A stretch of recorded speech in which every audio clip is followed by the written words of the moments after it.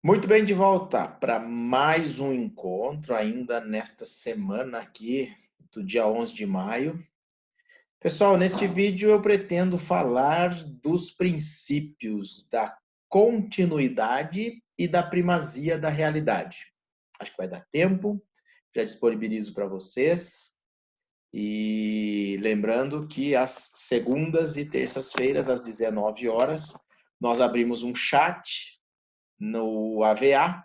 Eu não vou chamar de AVEA, não. Eu não gosto de chamar AVEA. AVA. Ambiente Virtual de Aprendizagem, Ensino-Aprendizagem, né? Eu abro um chat lá e também lá no chat eu já divulgo um link para um encontro ao vivo aqui no Zoom, que é a plataforma que eu estou usando para gravar os vídeos que vocês acessam no YouTube. Então, para a turma B, às segundas-feiras, para a turma A, às terças-feiras, nossos encontros síncronos, ao vivo, para tirar dúvidas a respeito do conteúdo das aulas, ok? Não se esqueçam deste encontro também, que é importante a gente se encontrar e a gente poder dar os feedbacks aí, né? Ver como é que as coisas estão caminhando e por lá eu passo alguns avisos também. Muito bem, vamos compartilhar o material da aula que está aqui. Entrou, eu vi que eu consigo aumentar meu tamanhinho na outra aula. Fiquei grandão aqui para assustar vocês. E vamos lá, sem mais delongas, falar do princípio da continuidade. É muito interessante esse princípio. Ele parte do seguinte pressuposto: o trabalho é uma necessidade para o ser humano. O trabalhador não trabalha necessariamente porque quer, porque ama o que faz, é uma questão de sobrevivência. É dali que ele tira o sustento, é dali que ele paga o aluguel, é dali que ele compra comida, é dali que ele se veste, que ele paga a escola dos filhos, plano de saúde e tudo mais. Então, considerando que o trabalho é uma necessidade do ser humano, quase que vital, né, para a sua sobrevivência, o objetivo é fazer com que a relação de emprego, uma vez constituída, ela continue existindo pelo maior tempo possível. É bem verdade que chega uma hora que não dá mais. O próprio trabalhador não quer e vai pedir demissão. A empresa está com dificuldade, precisa mandar embora. Até gostava do empregado, mas precisa mandar embora. Ou o contrário, achou que ele praticou uma falta grave e dispensa, inclusive, por justa causa. Então, modalidades de extinção de contrato existem várias, mas é um momento que nós podemos dizer que é não pretendido pelo direito do trabalho, porque entendendo que o trabalho é uma necessidade, é para a sobrevivência do trabalhador e de sua família, é de se presumir e de se buscar fazer com que a relação de emprego perdure pelo maior tempo possível. Ora, diante desse pressuposto, nós podemos, então, extrair desse princípio da continuidade uma presunção. Uma presunção de que os contratos de trabalho, em regra, são por prazo indeterminado. Ora, para o meu contrato durar por mais tempo, o que é melhor? Ele ser por prazo determinado ou por prazo indeterminado? É melhor que ele seja por prazo indeterminado. É o que está dito aqui, olha. Presunção de que os contratos de trabalho são por prazo indeterminado. E por que se estabeleceu essa presunção? À luz do princípio da continuidade, entendendo-se que o trabalho é uma necessidade do ser humano. Ele precisa do trabalho. Portanto, eu vou garantir o trabalho pelo maior tempo possível. Pela via inversa, diante do princípio da continuidade e da presunção, então, de que os contratos de trabalho serão por prazo indeterminado, eu tenho uma outra informação, a de que contratos por prazo determinado, contratos que nascem com um momento para terminar, são, excepcionais. E dois, por serem excepcionais, eles precisam estar expressamente previstos em lei. Eu não posso contratar por prazo determinado em qualquer circunstância, em qualquer situação. Existem hipóteses expressamente previstas na lei para a contratação a prazo. Se eu não observo essas regras, ainda que eu celebre um contrato dizendo que ele é por prazo determinado, não obedecendo as normas que regem, né, esse tipo de contratação, o contrato seria ele não vai ser anulado, porque o trabalho em si é válido e ele vai poder continuar existindo, mas não será considerado por prazo determinado. E aí ele automaticamente se converterá num contrato por prazo indeterminado. O que tem várias implicações, especialmente numa eventual extinção, as verbas rescisórias devidas numa dispensa de um contrato por prazo indeterminado são bem diferentes daquelas de um contrato por prazo determinado. Então, a continuidade gera a presunção de que os contratos de trabalho serão por prazo indeterminado. E se essa é a presunção, essa é a regra, para que um contrato seja por prazo determinado, isso deve estar expressamente previsto em lei. Os contratos por prazo determinado têm previsão expressa na lei, ou as hipóteses de contratação a prazo têm previsão expressa na lei. Ok, pessoal? Essa é a primeira ideia. Como sempre, vamos em busca de artigos de lei, súmulas que retratem a jurisprudência sobre o assunto, para ver se o princípio está ou não consagrado na lei, no ordenamento jurídico e na jurisprudência. Eu trago para vocês aqui da Constituição Federal o inciso 1 do artigo 7º, que estabelece o seguinte, que a relação de emprego deve ser protegida contra a despedida arbitrária ou sem justa causa, nos termos de lei complementar, que preverá uma indenização compensatória, dentre outros direitos. O que se extrai do artigo 7º, do inciso 1 do artigo 7º da Constituição? Primeiro, uma vontade do Constituinte de que a relação de emprego seja protegida contra despedida arbitrária ou sem justa causa. Seria todo mundo estável a partir de agora? Não pode ser mandado embora sem justa causa ou de forma arbitrária? Quase isso. É quase uma estabilidade que se pretende estabelecer ali, né? Não permitir que a relação de emprego acabe, senão, qual seria a hipótese de não ser arbitrário ou sem justa causa? Seria por justa causa, né? Como no caso de todos os trabalhadores estáveis que a gente conhece, um dirigente sindical, por exemplo, não é porque é dirigente sindical que não possa ser mandado embora. Ele pode, desde que seja por justa causa. Os estáveis têm essa limitação. Os detentores de estabilidade, né? Não necessariamente algumas garantias de emprego, como gestante, cipeiro, que podem ser validamente, licitamente dispensados, ainda que não por justa causa. Nós vamos ver isso lá na frente no nosso curso.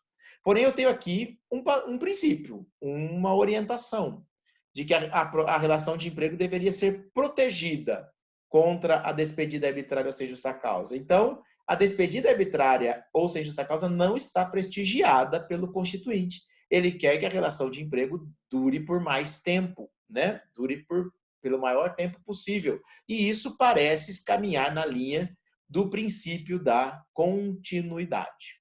Mas existe um problema. Você fala, mas eu não vejo regulamentação disso, nunca ouvi falar desse inciso 1 do artigo 7º. Verdade, porque a forma como a proteção se daria é prevista aqui como sendo nos termos de uma lei complementar, que preverá uma indenização compensatória, dentre outros direitos.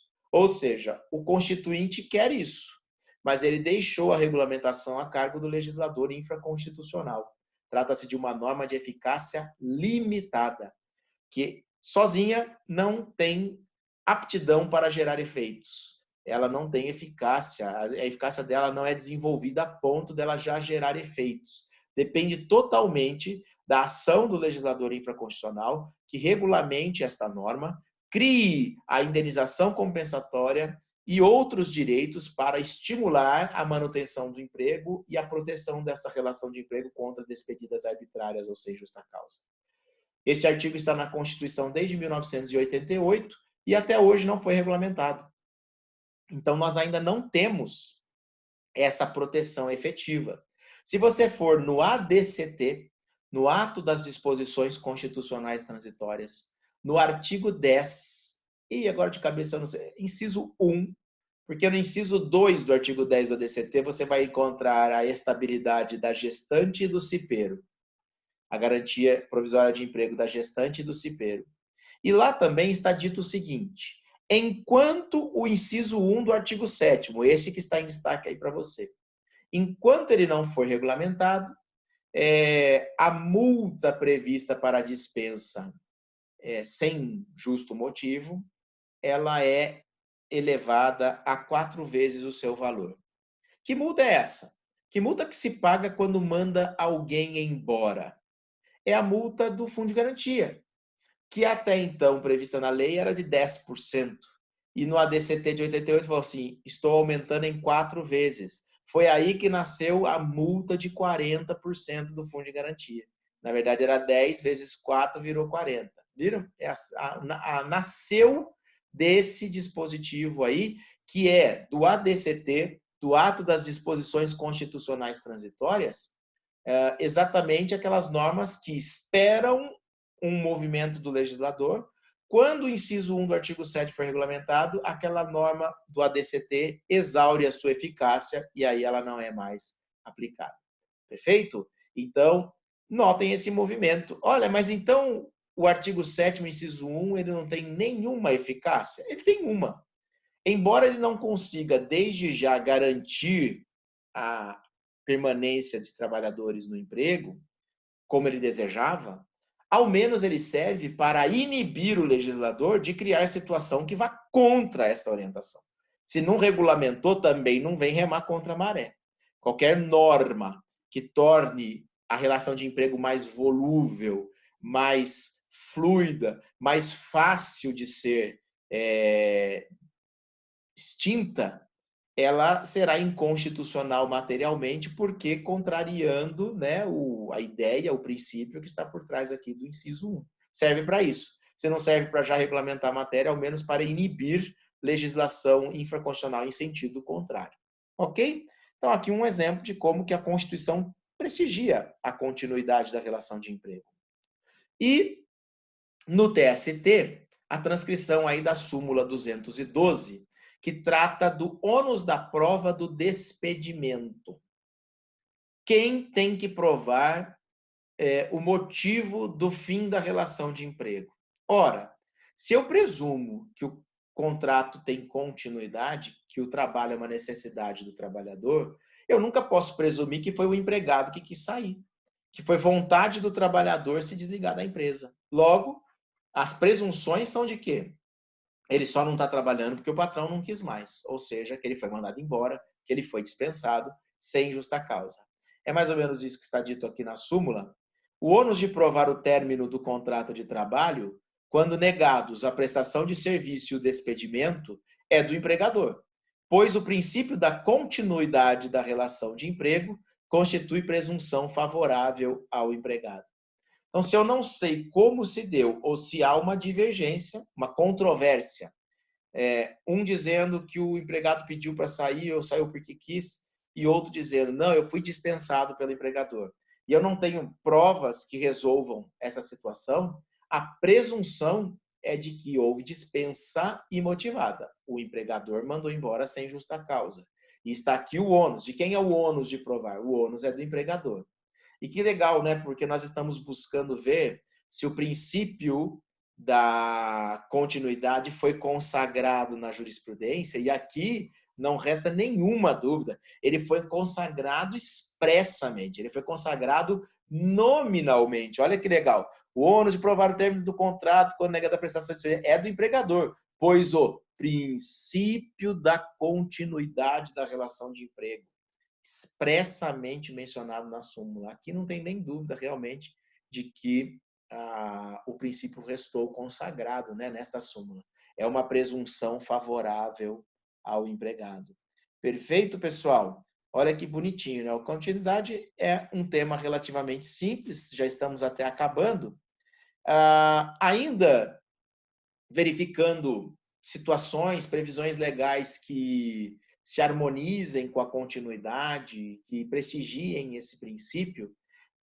Vejam aqui o contrato de trabalho, nos termos do artigo 448 da CLT, tamanha é a preocupação com a continuidade da relação de emprego, que o contrato de trabalho continua mesmo quando há uma substituição num dos polos da relação. Explico. Quem está envolvido numa relação de emprego? Empregado e empregador. O empregado eu não posso mudar. Nós vamos ver logo depois que estudarmos os princípios, vamos estudar características aí, requisitos da relação de emprego e vamos chegar à conclusão de que um dos requisitos legais para alguém ser empregado é a pessoalidade. Ninguém pode se fazer substituir no emprego. É aquele trabalhador e só ele que pode executar o contrato. Não posso mandar meu irmão, meu primo, meu vizinho trabalhar no meu lugar, que eu faltei do mesmo jeito, né? Não pode ninguém executar o contrato em meu nome. Agora, o empregador pode até ser substituído. Imaginemos uma padaria e o Manuel vendeu a padaria para o Joaquim. Essa padaria tem vários empregados. O que acontece com esses empregados? Eles terão que ser todos mandados embora para depois o Joaquim contratar todo mundo de volta, porque tem experiência e já sabe como é que é o padrão da padaria, ou eles vão poder continuar trabalhando? Olha o que diz o artigo 448 da CLT. A mudança na propriedade ou na estrutura jurídica da empresa não afetará os contratos de trabalho dos respectivos empregados. Saiu o Joaquim, entrou o Manuel. Ou era o contrário, né? O Manuel vendeu para o Joaquim. Saiu o Manuel, entrou o Joaquim. A mudança na propriedade dessa empresa não afeta os contratos de trabalho. Ou seja, não precisa rescindir os contratos, porque o empregador não era o Manuel, não é o Joaquim, é a empresa. E os contratos, então, são mantidos. Isso é uma maneira de dar continuidade, por isso que nós estamos falando disso aqui agora. Isso é basicamente o tema sucessão de empresa, sucessão de empregador, mas que tem lugar aqui para mostrar como que a continuidade é prestigiada. Todos que trabalhavam na gestão do Manuel continuarão trabalhando na gestão do Joaquim com o mesmo contrato, não precisa fazer outro. E aí a piadinha pronta é, se mandar todo mundo embora e contratar de novo no outro dia, é coisa de português, com todo respeito à comunidade lusitana, né? Mas dentro dessa brincadeira de que não precisava, foi burrice. Não precisava ter gasto com tantas rescisões se o contrato continuava. É bem verdade que aí o Joaquim, que assumiu a gestão, pode ser que no primeiro dia dele lá como dono da padaria já tenha que conversar com o padeiro para tratar de férias, né? Porque o contrato desse padeiro já vem de tempos atrás, ele já completou mais de um ano, tem período aquisitivo completo e quer saber quando é que vai gozar de férias. Então, o Joaquim assume os contratos no estado em que eles se encontram. Ah, então, mas aí não seria uma saída então inteligente mandar todo mundo embora e contratar tudo de novo? Não, porque, primeiro, ok, os contratos vão começar novamente, só vão poder pedir férias daqui a um ano, mas aquilo que o Manuel deixou de cumprir, as verbas, os trabalhistas que não foram pagas, o Joaquim responde da mesma forma como sucessor. Então, não é isso que vai resolver o problema do Joaquim, não. Eu entendo que ele vai gastar mais tendo que pagar a rescisão de todo mundo, ou o Manuel fazer isso, e aí vai ter que ficar ou descontar do valor da padaria, ou aumentar o preço, né? Então, é uma medida desnecessária à luz do que dispõe o artigo 448. Pode mudar a propriedade da empresa, sai Manuel, entra Joaquim, sem que os contratos sejam alterados. O objetivo desta análise agora é só para mostrar como que o 448 é uma forma de prestigiar, consagrar o princípio da continuidade da relação de emprego. Eu poderia trazer aqui também outros institutos, como as garantias de emprego, as estabilidades, servem exatamente para isso, para, durante um tempo, congelar a possibilidade do empregador dispensar os seus empregados sem justa causa, de maneira que eles fiquem mais tempo. A gestante, desde a confirmação da gravidez até 5 meses após o parto, o dirigente sindical cipeiro, durante o mandato e até um ano após o término do mandato. Estabilidade, garantia de emprego, sucessão de empregadores, são todos institutos que prestigiam a continuidade da relação de emprego na medida em que fazem com que essa relação dure o maior tempo possível. Certo? E isso é o que tínhamos a dizer sobre continuidade. Dá uma respiradinha, vê se tudo fez sentido para você, para a gente poder falar do princípio da primazia da realidade, que é outra questão muito interessante, muito própria do direito do trabalho. Quem não é do ramo trabalhista, a gente percebe geralmente quando estamos tratando aqui do princípio da primazia da realidade. O que quer dizer este princípio?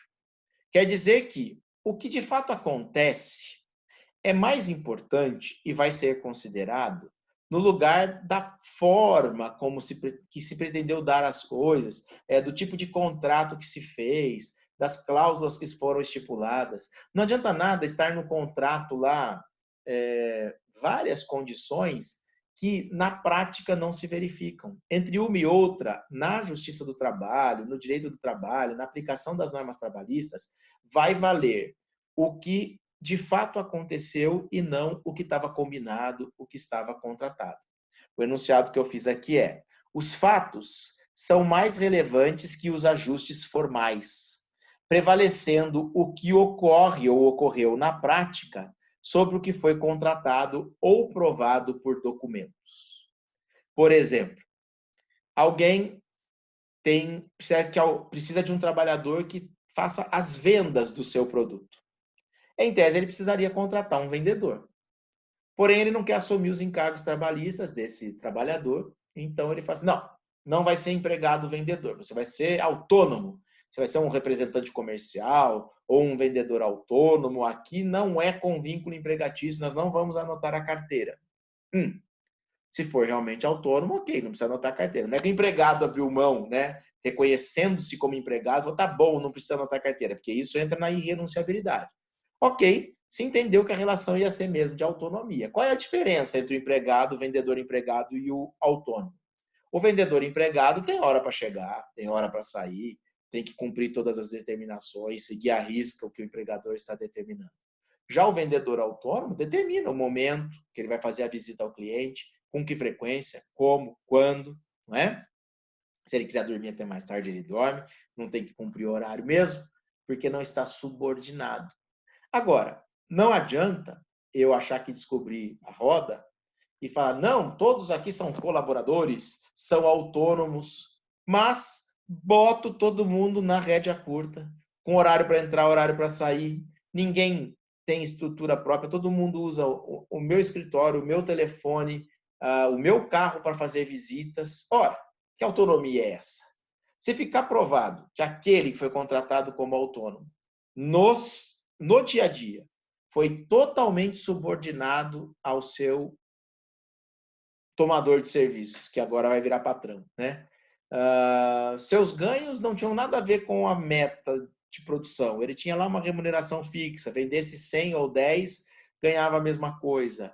Você começa a entender que, na verdade, aquilo ali é um empregado, né? Com todas as características da relação de emprego. Então, se não adianta vir com um contrato, não, mas está aqui, ó, nós contratamos que ele ia ser trabalhador autônomo. Se ele prova que na prática não foi assim que as coisas aconteceram, o vínculo de emprego vai ser reconhecido. Primazia da realidade. Quando eu digo que esse princípio evidencia se a pessoa é do ramo ou não, é que os civilistas, quando se aventuram em audiências trabalhistas, eles costumam dizer, sabe, excelência, esse caso está resolvido. Nós temos fartos documentos que comprovam a autonomia da prestação de serviço. Aí, né, ele fala isso, o juiz fala, tá, então tá bom, mas vamos ouvir as testemunhas então para ver se elas corroboram os fartos documentos da defesa. Porque se a testemunha disser uma coisa, né, que seja contrária àquilo que está no documento, pelo princípio da primazia da realidade, vai prevalecer o fato comprovado e não o documento, como estava estipulando aquela relação. Quantas e quantas audiências não vem lá o cartão de ponto, com os horários de trabalho do empregado? Senta lá uma testemunha e fala assim, não, mas o cartão de ponto era manipulado, a gente batia o ponto e ia embora. Então, a hora que está no cartão de ponto não é aquela que foi efetivamente trabalhada. Pronto. Aquele documento não vale mais nada, nós vamos ter que perguntar para a testemunha. Então, de fato, que hora que chegava?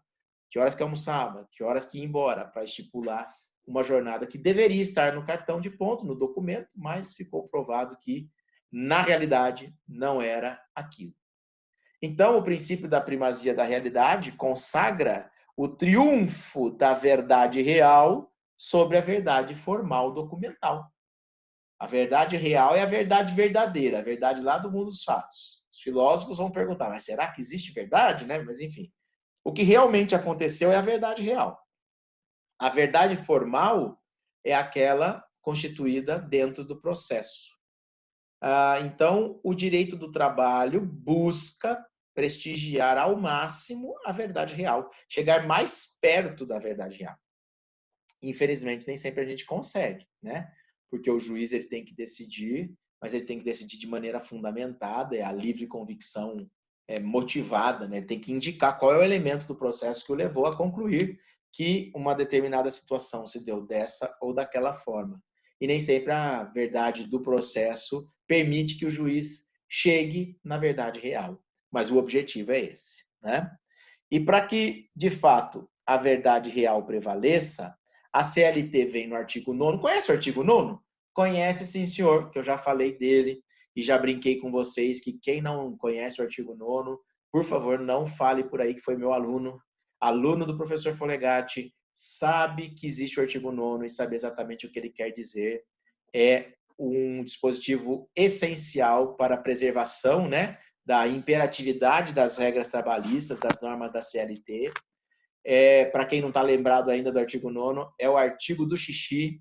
Lembram-se do candidato que estava lá no concurso reclamando que estavam exigindo dele que tivesse decorado a lei na menção que uma questão fazia ao artigo 9º, mas quem é minimamente, né, iniciado no direito do trabalho precisa conhecer o artigo 9º, que diz o seguinte, que serão nulos, de pleno direito, os atos praticados com o objetivo de desvirtuar, impedir ou fraudar a aplicação dos preceitos contidos na presente consolidação.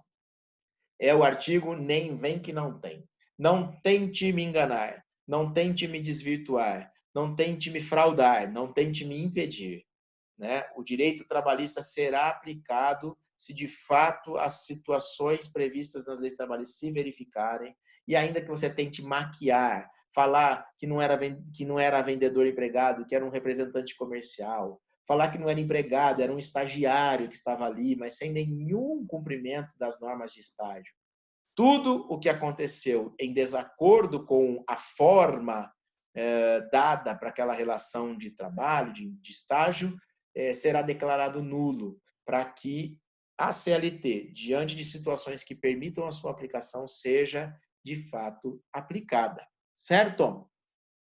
E na jurisprudência, será que a gente encontra exemplo de consagração do princípio da primazia da realidade? Olha o que diz a súmula 152 do TST. TST súmula 152. Gratificação, ajuste tácito. E aí está dito lá. O fato de constar do recibo de pagamento de gratificação o caráter de liberalidade não basta por si só para excluir a existência de um ajuste tácito. Eu pago lá uma gratificação, mas digo assim, eu estou pagando porque quis. Me deu vontade. Acordei hoje com vontade de pagar uma gratificação para o meu empregado, então resolvi pagar. Virei Madre Teresa por um instante e resolvi pagar essa gratificação. Então eu discrimino lá, gratificação por mera liberalidade. Será? Será que vocês não combinaram minimamente uma meta, algum objetivo a ser alcançado? E se alcançado, geraria aquela gratificação? Ninguém paga nada de graça, né? Então, a súmula está dizendo assim, olha, só o fato de você colocar lá no recibo que foi por liberalidade, por si só, não vai servir para excluir, no mínimo, um ajuste tácito entre vocês. Ajuste tácito é aquele que não foi nem expresso, né? Houve um serviço prestado com qualidade, que o empregador gostou e ele pagou. Alguma combinação houve. Então, a lei está presumindo aqui, né, pela primazia da realidade, não é porque você colocou lá que foi por liberalidade que eu vou acreditar. Eu vou entender que pelo menos um ajustezinho tácito eu posso presumir para ter gerado esse seu pagamento. Beleza? É isso aí. Olha que legal. Essa perna foi curtinha de 2 princípios, porque depois eu quero falar de boa fé, razoabilidade e dignidade humana num último quadro que talvez venha só para a semana que vem. Eu vou calcular os meus tempos aqui, mas que bom, pudemos avançar bastante no nosso curso nessa semana. Eu vou me encontrar daqui a pouco com vocês, no chat e na aula ao vivo. Também havia uma pergunta pendente sobre provas. Deixa eu tirar aqui o nosso material para a gente poder se ver melhor. Até 10 de junho, nós temos que ter uma nota para o primeiro bimestre. Confesso a vocês que a avaliação nesse momento não é aquilo que deve nos preocupar mais ou nos tirar o sono, mas é um requisito formal que nós vamos ter que vencer. Eu vou dizer isso hoje ao vivo para vocês, mas deixo registrado para quem assistir a aula e perdeu o nosso encontro presencial, que pretendo até o final do mês de maio lhes passar uma atividade que vai lhes dar um prazo aí de 5 dias a uma semana para executar, de acordo com o conteúdo que já tiver sido trabalhado, para que depois eu tenha uma reação de alguns dias, então, para poder corrigir, avaliar e lançar a nota de vocês. Então, aguardem até o fim do mês, somada àquela atividade que eu deixei antes das férias, da análise das teorias de definição da norma mais favorável e também de uma live, né, sobre o direito do trabalho no tempo da pandemia. Essa atividade vai se somar a uma que nós faremos, então, no final do mês, já com o nosso conteúdo quase todo estudado. Só para já dar uma satisfação para vocês. E, então, nós vamos nos reencontrar na próxima aula para poder falar do princípio da boa-fé, proporcionalidade, razoabilidade e também da dignidade humana. Por hoje é só, por agora é isso. Prazer em vê-los. Até o nosso próximo encontro. Tchau, tchau. Oi? O que você falou? Esqueceu que a aula era ao vivo? Ouvi seu comentário, hein? Brincadeira, tá gravando, não tô fazendo nada, não. Assustou, né? Beijo para todos. Tchau.